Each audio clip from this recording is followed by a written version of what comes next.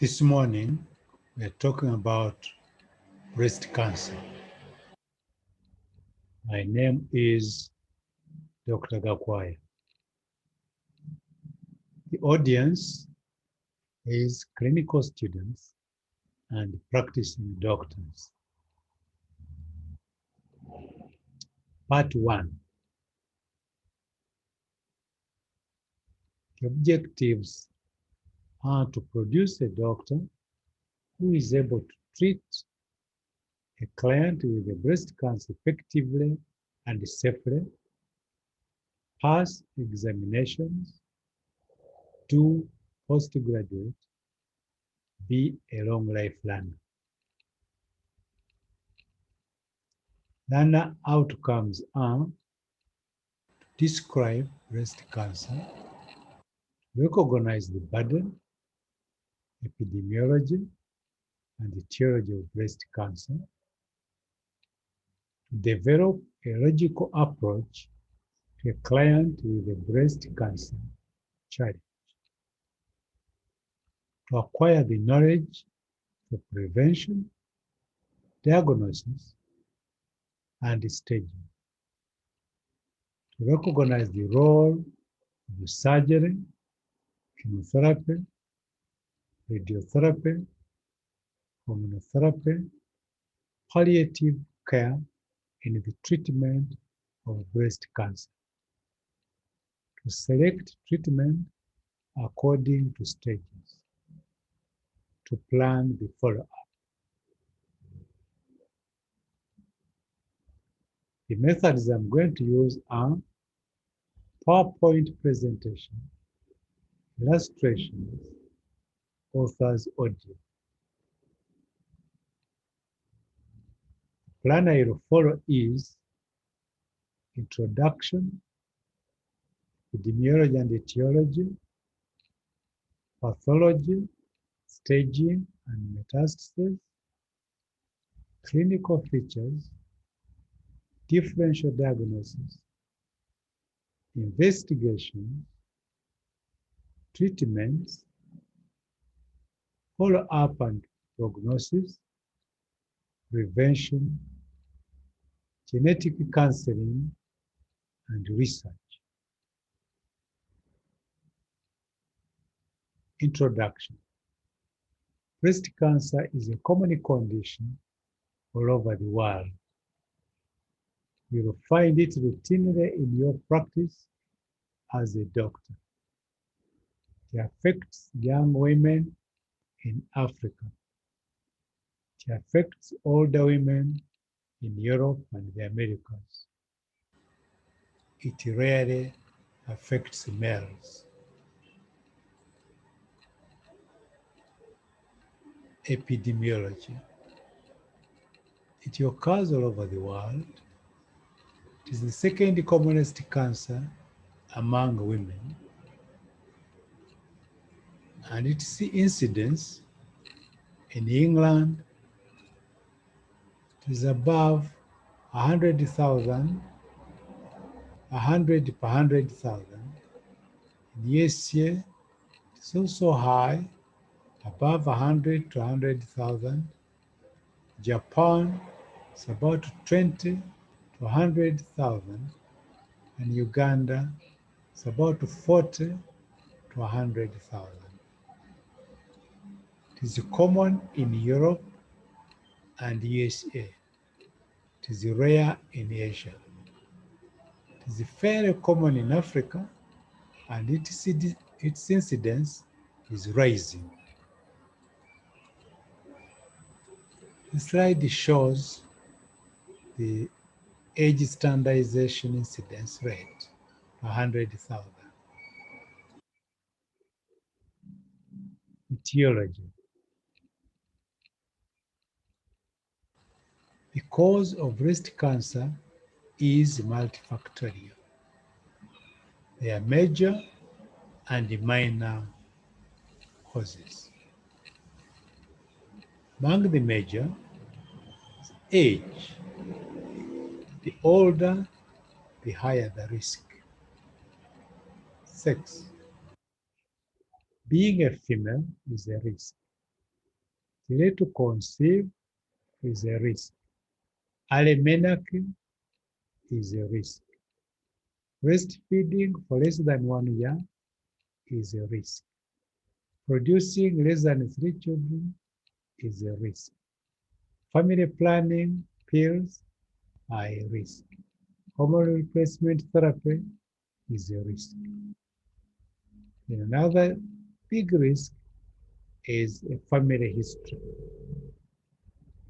Then heredity, particularly for BRCA1 and 2. That one actually forms about 10% of the breast cancers.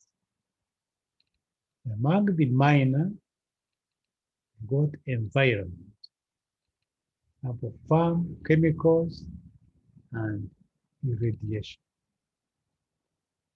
And lifestyle, diet rich in fats, alcohol, smoking, and lack of exercise.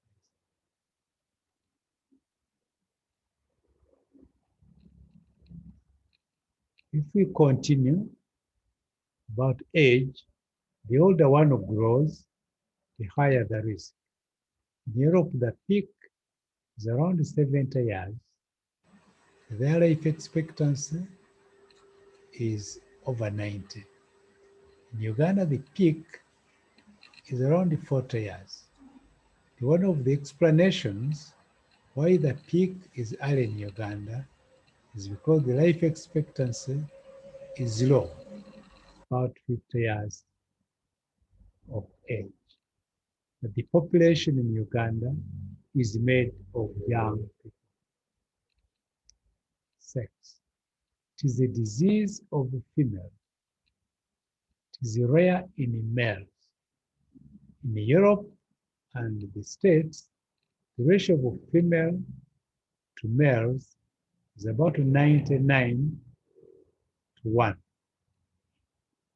While in Uganda, in Africa, the ratio of females to males is about 95 to 5. In other words, in Africa, it is very common in males. In other words, every doctor in his practice is able to see a man with a breast cancer, which is not true in Europe and the States. Distribution of breast cancer etiology. As illustrated above, you can see that the 80% of breast cancer is sporadic, and about 20% of women with breast cancer have some family history, and 10 to 15% is familial, and 5 to 10% is hereditary. Pathology. There are 2 cells that originate breast cancer. The myoepithelial cells that provide structural support, and the epithelial cells that produce milk during lactation. And as you can see, they're all around the duct.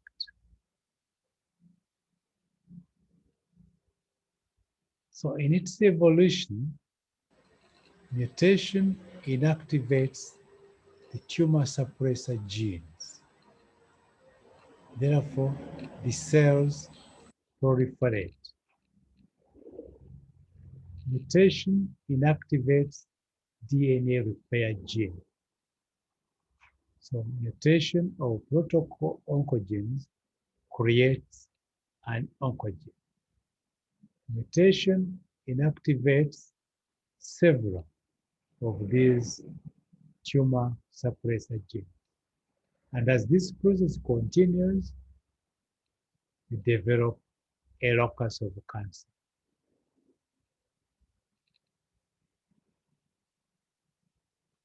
Now, as we continue the pathology, the ductal cancers form 95%. A small percentage is lobular. And they are adenocarcinomas. Then we've got Jose evolution or inflammatory breast cancer. And they mainly spread to the axillary lymph node first. In terms of grading them, we use the standard Fisher grading, which runs from 1 to 2 and 3. 3 is the most aggressive. Then we do these days gene profiling, where 60% are ER positive, estrogen receptor positive, and 30% are HER2 negative.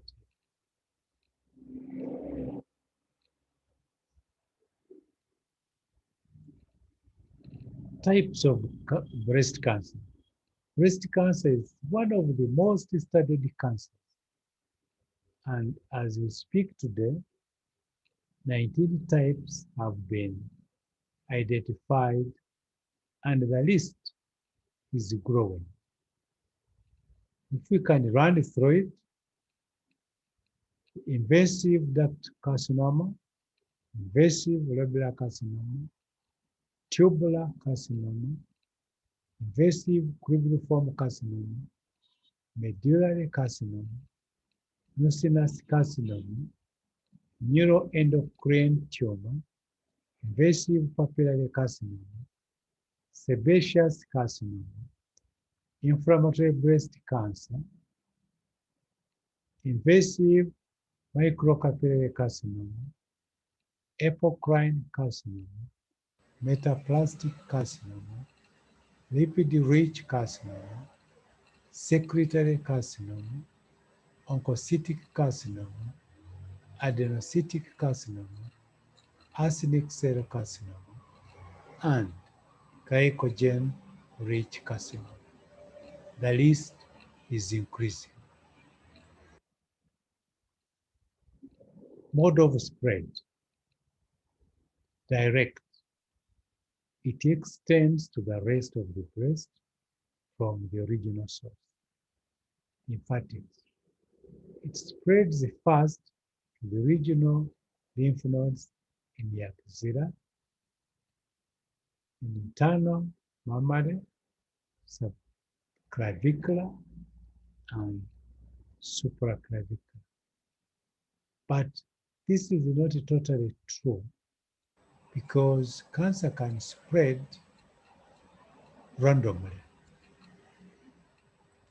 hematogenous. It spreads to the lungs, liver, bone, brain, ovary, and opposite breast. A few notes to make. Number 2 is regional spread. In other words, spread to those lymph nodes is called regional spread. Number 3 is hematogenous, forms distal metastasis. Different types of breast cancer have preferential modes of spread. A cancer may develop distant metastasis without regional spread. The higher the grade of the cancer, the more aggressive it is.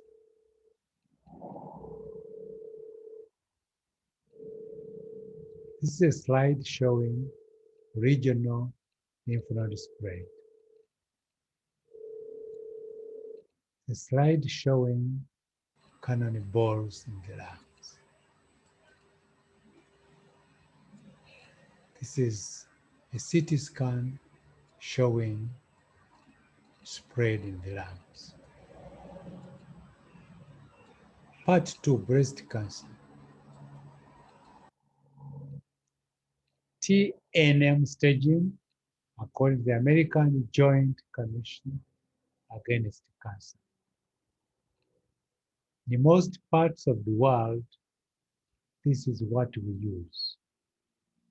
And the key is T stands for tumor, N for node, M for metastasis, X for not done, then DCIC, ductal carcinoma in situ, LCIS, lobular carcinoma in situ, NA, not applicable.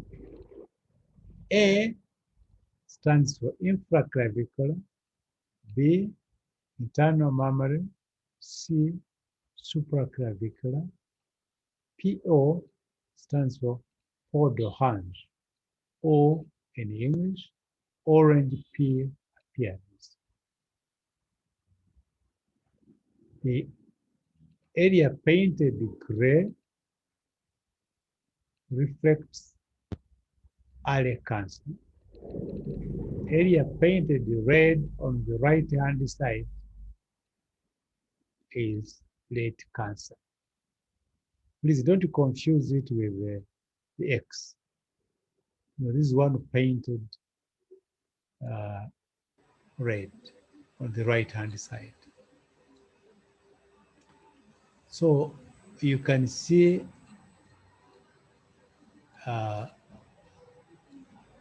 1, 2, 3, and 4. 13 stages, and there's TIS, which is carcinoma in situ. There are two types, DCIS and LCIS. So if we take T, if the tumor is still in situ, then it is the TIS, and this is histological diagnosis. Then after that, T1 is a tumor more than 2 centimeters. T2 is a tumor between 2 and 5 centimeters. T3 is a tumor which is more than 5 centimeters. T4 has no measurements. They're not important. What is important is the character of the mass. In the mass, you can see Podolhang, you can see an ulcer, you can see fixation or some changes in color. Then the nodes, any one is axillary, palpable axillary lymph nodes, but which are mobile. N2 is axillary lymph nodes, which are palpable, but they are fixed. N3 is divided into 3 parts. There could be infraclavicular lymph nodes, internal mammary, or supraclavicular. Here it doesn't matter whether they are fixed or mobile. As long as they are present, it becomes N3. The distant metastasis is just M1, and this is the spread anywhere in the body. It doesn't matter the number of distant metastases.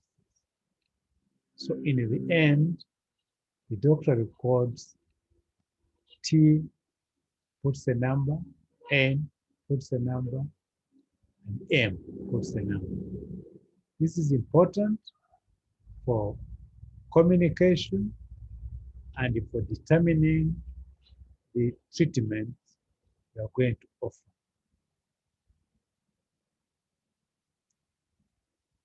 Research in progress. Breast cancer is the most studied cancer in the world.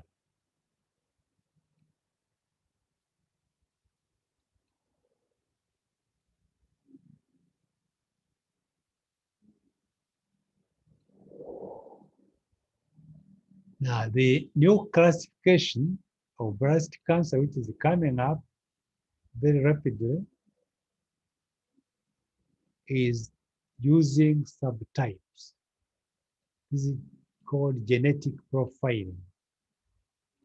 Got lumino A, lumino B, HER positive, and triple negative breast cancer. Now, in terms of frequency, as you can see, lumino A is the commonest, followed by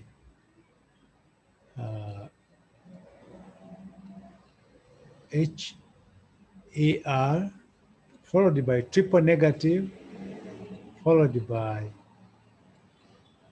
lumino B, followed by HER2.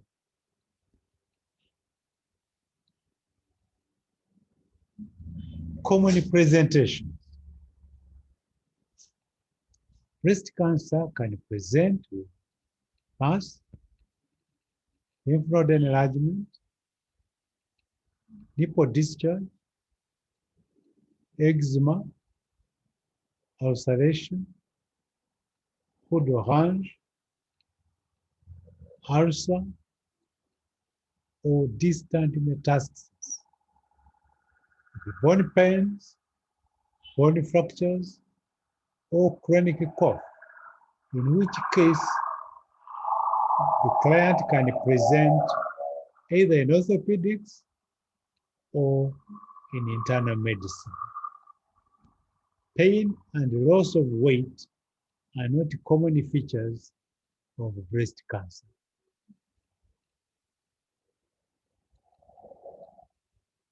History. We pay attention to the following: age, sex, family history, and genetics. Pain, whether it is acute, chronic, or its intensity, or its synchronicity. We look for history of a swelling or a lump. We look for discharge, nipple discharge. We ask about skin changes. We ask about reproductive history. We ask about lymph node enlargement. We ask about use of drugs, chemicals, hormones, lifestyle, and radiotherapy. We ask further complaints, for example, chronic cough, backache, paraplegia, or recurrent fevers. Physical examination. Following order makes examination easy. Look at the nipple, areola, rest of the breast, quadrants, skin, look of fold orange or changing the color, ulcer and its characteristics, the mass and its fixation, and mastitis carcinomatosa. We look for inflammation around the breast. Look for lymph nodes and their fixation. Look for lymphedema. We look for metastases, backbone, limbs, lung, and the brain.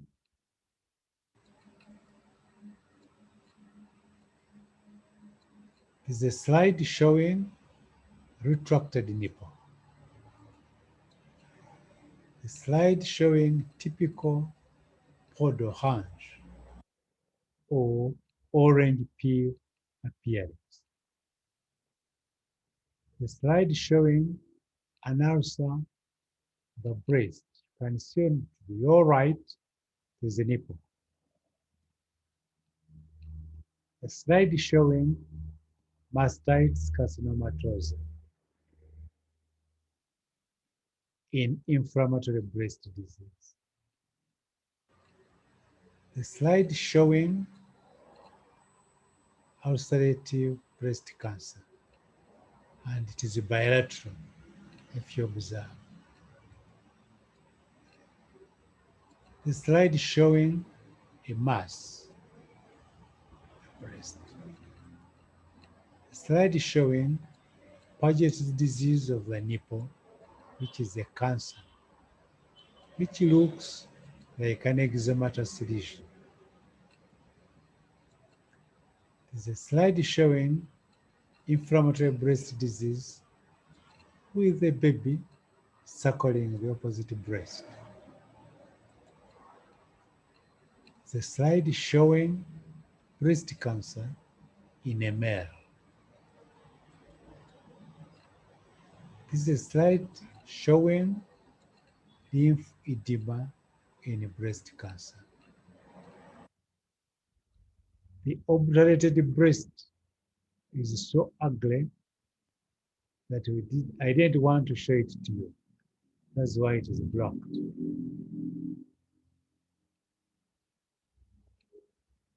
This is a diagram showing the order of examination. And the key is SC supraclavicular nodes, IC infraclavicular nodes, UM upper medial quadrant, UL upper lateral quadrant, LL lower lateral quadrant, LM lower medial quadrant, LO lymphedema. One looks for all these. Investigations. There are three groups of investigations. Diagnostic investigations, mammography and ultrasound, fine aspiration, fine cytology, and the core needle biopsy. By the way, in some colleges, the study of cell, the cytology is called fine needle aspiration biopsy. In other colleges, it's called fine needle aspiration cytology. So the two terms should not confuse anybody. Ultrasound guided biopsy, excision biopsy, incision biopsy, which is very rarely done, because if you do it in a cancer, you are actually spreading the cancer further. Genetic profiling. Two estrogen and progesterone and HER receptors together with the KROC67 receptors.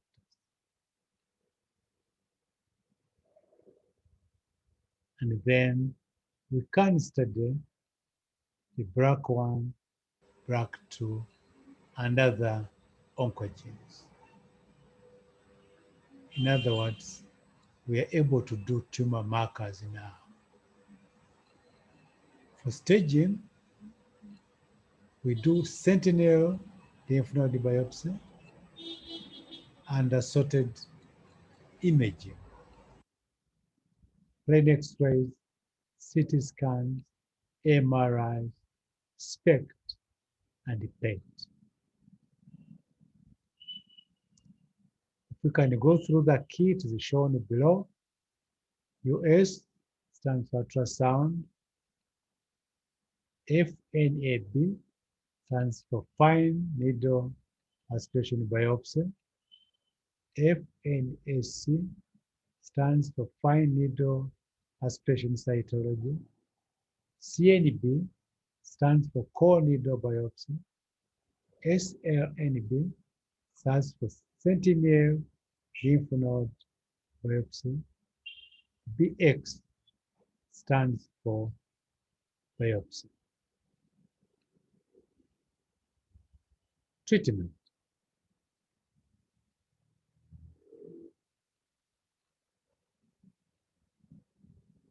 It is important to recognize the agony of the client, the response of the client with a major diagnosis, in particular breast cancer. The client goes through different phases of reaction after being told the diagnosis. Anger. On hearing the news, the client is angry and irritable. 2. Denial. She may doubt the diagnosis and may wish to visit other hospitals and other doctors. 3. Bargaining. Then she begins to bargain with her creator. Oh God, why me of all the people? Am I the worst? And it finally goes into the phase of acceptance. Unfortunately, these phases may keep oscillating from one to another, depending on her mood or her environment. Intention to treat. In early cancer, the intention to treat is to cure. And for our purpose, if a client survives for 10 years without symptoms, is considered cured. In late cancer, the intention is to palliate in order to improve the quality of life.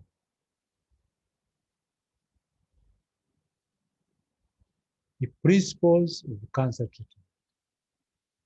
We've got surgery, which means you cut the stem. You've got radiotherapy, which means you burn the roots. Then you've got chemotherapy, which means we kill the leaves and the seeds that are far away from the site. Then you've got hormonal therapy, which means we block the windows that may attract thieves. And finally and importantly, we do counseling, because cancer, generally the cancer of the breast, is highly emotional.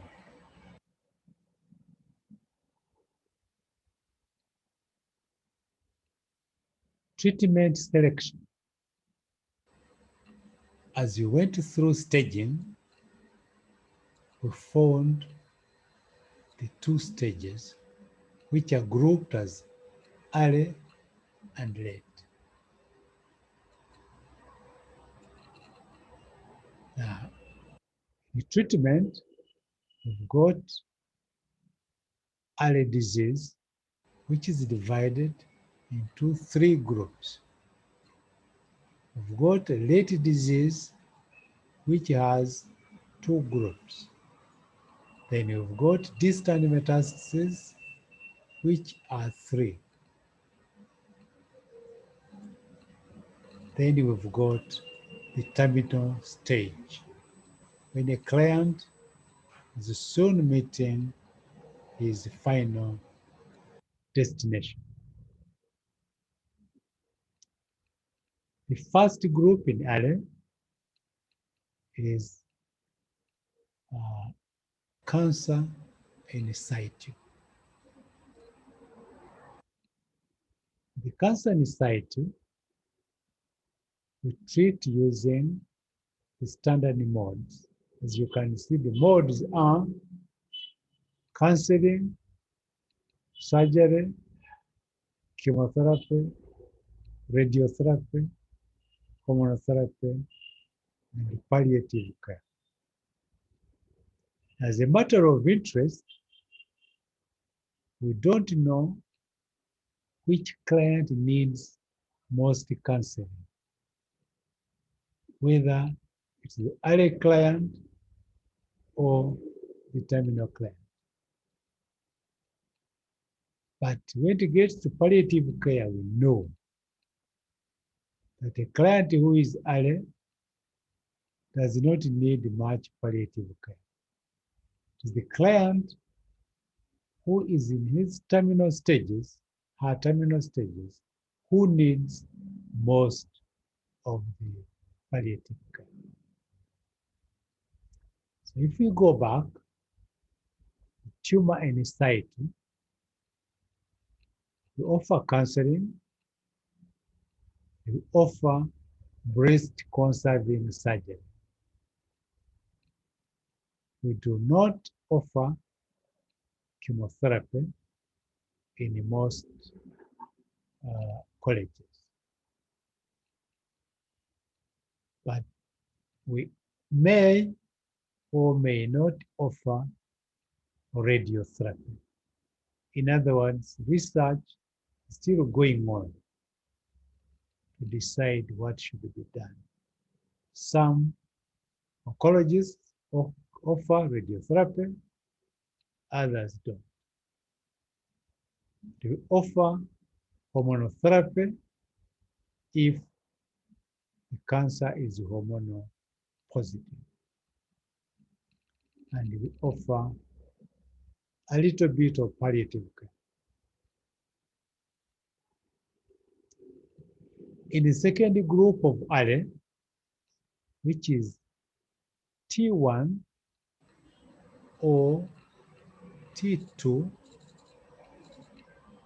N0, M0, we definitely offer counseling. We again offer breast conserving surgery. We offer chemotherapy, radiotherapy, and hormonotherapy if necessary, and some palliative care. Now, the question of chemotherapy and radiotherapy, some colleges start with chemotherapy, others start with radiotherapy. And in my practice, I start with chemotherapy. The reason is because many clients die from distant metastasis. So the earlier I offer my clients chemotherapy, the better. Now, group 3 in early cancer is T1 or T2, N1, M0. Definitely offer counseling, then offer modified radical mastectomy. As you recall, radical mastectomy was phased out in the 60s. Then we offer chemotherapy, radiotherapy, and hormonotherapy if necessary. And then some amount of palliative care. And the late group, the first group is where the breast is resectable. This is identified by being able to oppose the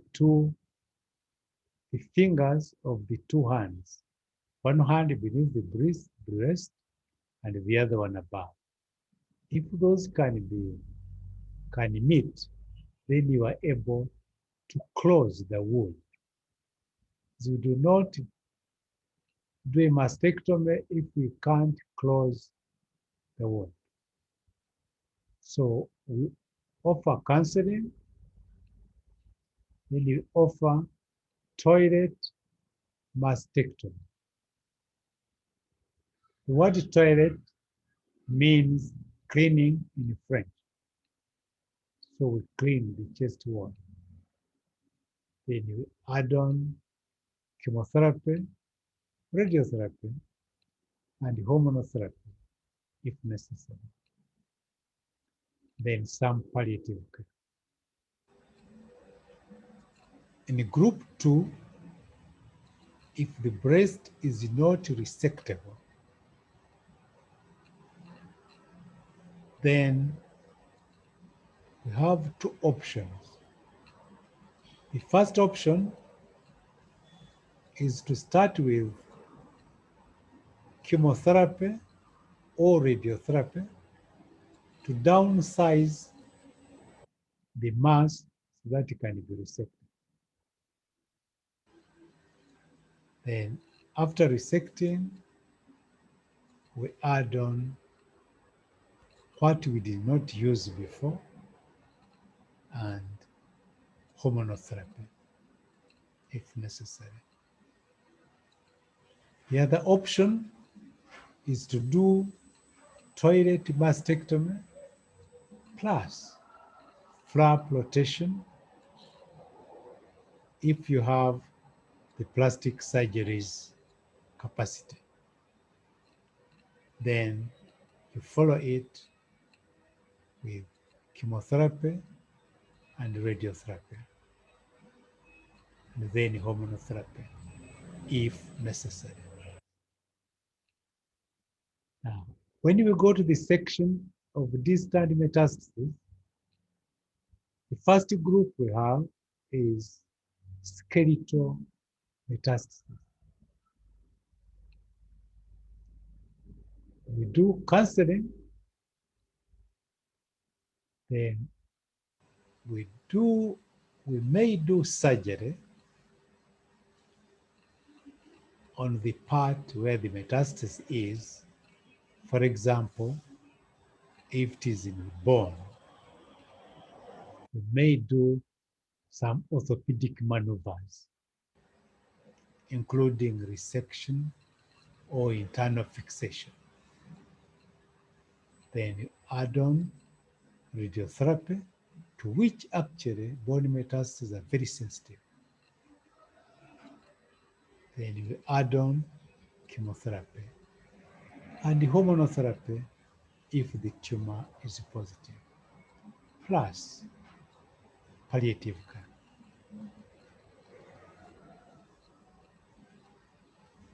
The next area of metastasis is celomic metastasis. That is the peritoneal cavity, to the lungs, or to the liver. We do counseling, then we treat symptomatically. For example, if a client has got pleural effusion, we offer an underwater stay. Or if got ascites, we do repeated ascitic taps. Fortunately, these celomic metastases respond well to chemotherapy. They don't respond to radiotherapy. If the tumor is hormonal positive, we offer hormones. Then we increase our level of palliative care.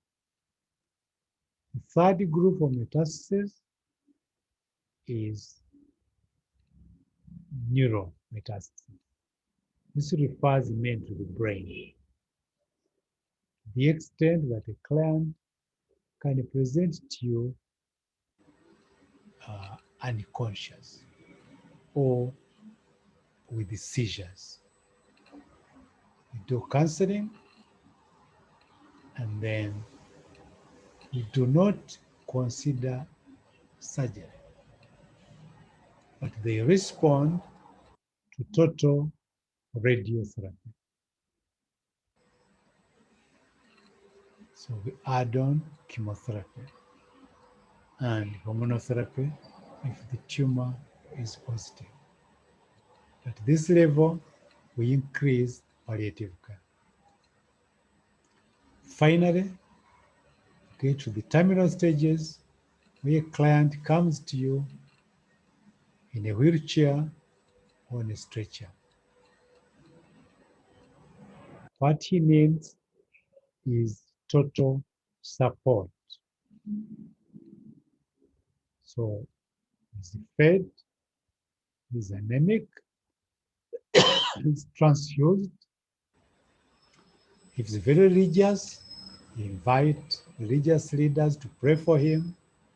He invite close relatives to attend to him and chat with him. Then we give a lot of painkillers. In this country, we use oral morphine, which we combine with laxatives, mainly because it causes constipation. And at this time, palliative care is at its maximum so that the client meets his end with good quality of life.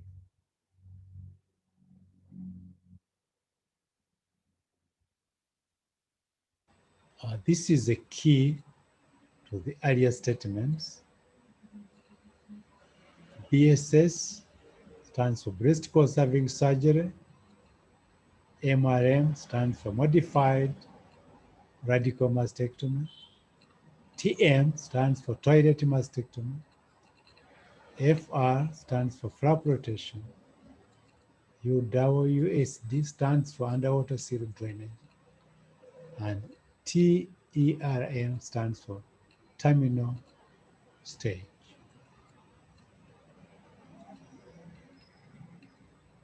Counseling. As we said earlier, it is a very essential component of treatment. And we do not know who needs more counseling, whether the early client or the late client. The client should be told all options of treatment available, their unwanted effects, and their economic implications. Client should be allowed to choose her treatment plan. Always allow the client time to think and consult close relatives about the treatment.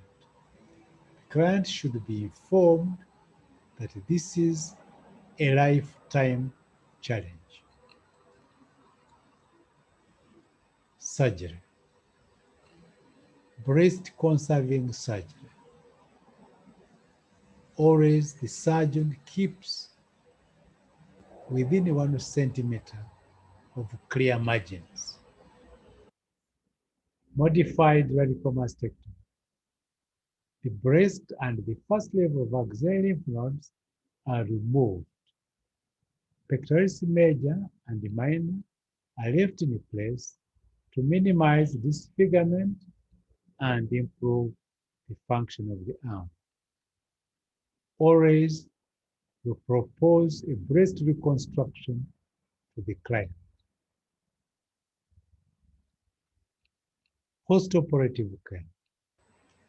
Exercises to the shoulder joint commence immediately to prevent stiffness. Complications. Hematoma. It should be evacuated. Serum. Repeated aspirations should be done. A seroma may become chronic.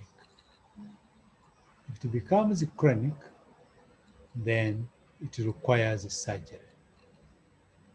Cancer recurrence is treated accordingly. The slide showing a lady who has had modified radical mastectomy before reconstruction. Chemotherapy. The choice. It may be neoadjuvant to downgrade the cancer or adjuvant. In our center, if it is adjuvant, it is given before radiotherapy because the clients commonly die from distant metastasis. The common first-line drugs are cyclophosphamide, adriamycin, and 5-fluorouracil. Many more drugs are used as second and third line, and research for newer targeted therapy is in progress. Most of the drugs are given every 4 weeks for 6 cycles. The drugs have unwanted effects. They affect the fast dividing cells. Body. There is the general body weakness, so serve the client with a high protein diet. GIT epithelium. There is loss of appetite, mouth ulcerations, sore throat, diarrhea and vomiting, which can be prevented with chitril. Skin and nails. They may turn black, so you can color them with Q-tips. Hair. There may be temporary alopecia. We recommend a wig. Bone marrow. There may be suppression with anemia and infection. Avoid public gatherings. Dementia and infertility are common. Radiotherapy. It may be neoadjuvant to downsize the cancer or adjuvant. The traditional external beam radiotherapy of about 2.5 grays from Monday to Friday for 5 weeks continuously.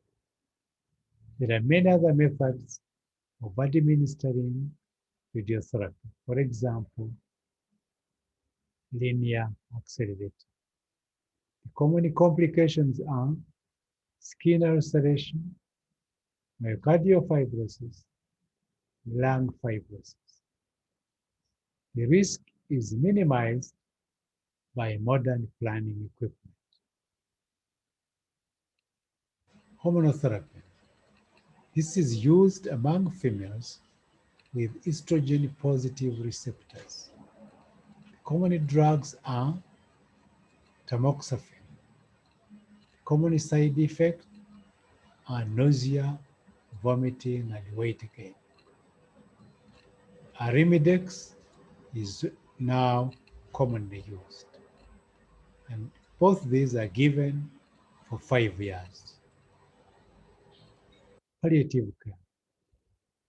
It's very important in that at least 90% of the breast cancer clients will need it. It includes the following: counseling by an expert, pain control is paramount, cheapest drug is local compounded morphine. In Uganda, it requires a license from National Drug Authority. Anemia may require blood transfusion. Supportive drugs of assorted vitamins, minerals, and laxatives are used. Antibiotics are administered whenever there is indication. Nutrition. High protein diet is necessary. Sanitary care, for example, urinary diapers. urinals and diapers, mobility, support, wheelchairs, walking frames, and sticks. Spiritual. Clan leaders and religious leaders have a role to play. The slide of the client palliative care in a wheelchair. Follow up and support. Wakasu. There are breast cancer support groups in the world. The one in Uganda is Uganda Women Cancer Survival Organization. Their main activity is that focus.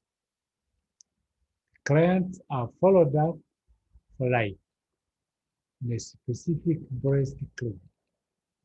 The client should see the doctor at least once a year. Breast cancer is a guest who remembers her host. Prognosis. The 5-year survival is 56% in Uganda. These figures for 2017. It is very bad. In Europe and USA, it is 90%. We need to pull up our socks. Prevention. Primary prevention. There is none yet apart from general approaches. Avoid items indicated among the risk factors above. Secondary prevention. Early detection and diagnosis. Community screening using programmed mammography. This is very expensive. Breast self-examination.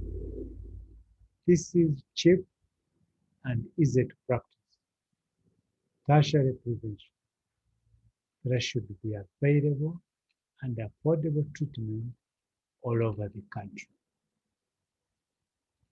Ladies and gentlemen, thank you for listening to me.